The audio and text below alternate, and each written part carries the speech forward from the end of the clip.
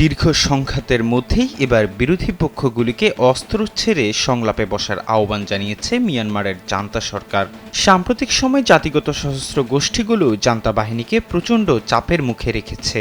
গত বছরের অক্টোবর থেকে গোষ্ঠীগুলো জান্তা বাহিনীর বিরুদ্ধে সমন্বিত আক্রমণ শুরু করার পর থেকে দেশটির একটি বড় অংশের নিয়ন্ত্রণ নিয়েছে। ফলে এক প্রকার বাধ্য হয়েই এমন অবস্থানে যেতে হয়েছে তাতমাদকে। সেনাবাহিনীর আলোচনার আহ্বানের পর সেটি প্রত্যাখ্যান করেছে বিরোধী পক্ষগুলো।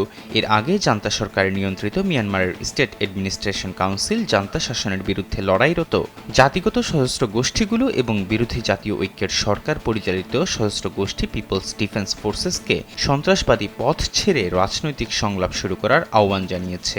250-টিরও বেশি ডিজাইন অপশন নিয়ে ওয়ালটন স্মার্ট ফ্রিজ, বোঝে আপনার প্রয়োজন।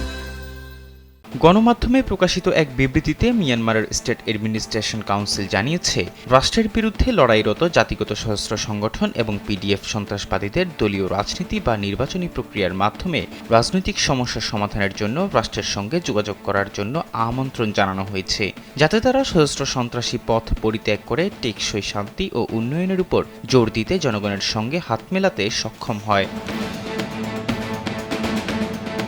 তবে জান্তা সরকারের এই আহ্বান প্রত্যাখ্যান করেছে জাতীয় ঐক্যের সরকার। এই সরকার মূলত 2021 সালে যে নির্বাচিত সরকার ক্ষমতায় ছিল তাদের জনপ্রতিনিধিদের নিয়ে গঠিত। এনইউজির মুখপাত্র নেই ফোন লাট জানিয়েছেন, এটি বিবেচনারই বিষয় নয়। বিশ্বজুড়ে রাজনৈতিক বন্দীদের নিয়ে কাজ করা মানবাধিকার সংগঠন assistant association for political prisoners জানিয়েছে, 2021 সালের ফেব্রুয়ারি মাসে জান্তা বাহিনী অভ্যুত্থানের মাধ্যমে ক্ষমতা দখলের পর অন্তত 5,706 জন খুন হয়েছেন তাদের হাতে। একই সময় জান্তা বাহিনী অন্তত 21,000 জনকে বন্দী করেছে।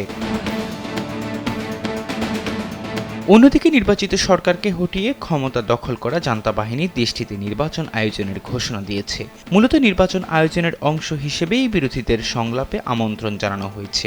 জান্তা সরকার জানিয়েছে, আগামী 1 অক্টোবর থেকে দেশে ভোটার তালিকা হালনাগাদকরণ শুরু হবে, যাতে একটি সুষ্ঠু নির্বাচন আয়োজন করা সম্ভব হয়। ইহসান আব্দুল্লাহ, কালবেলা ডেস্ক।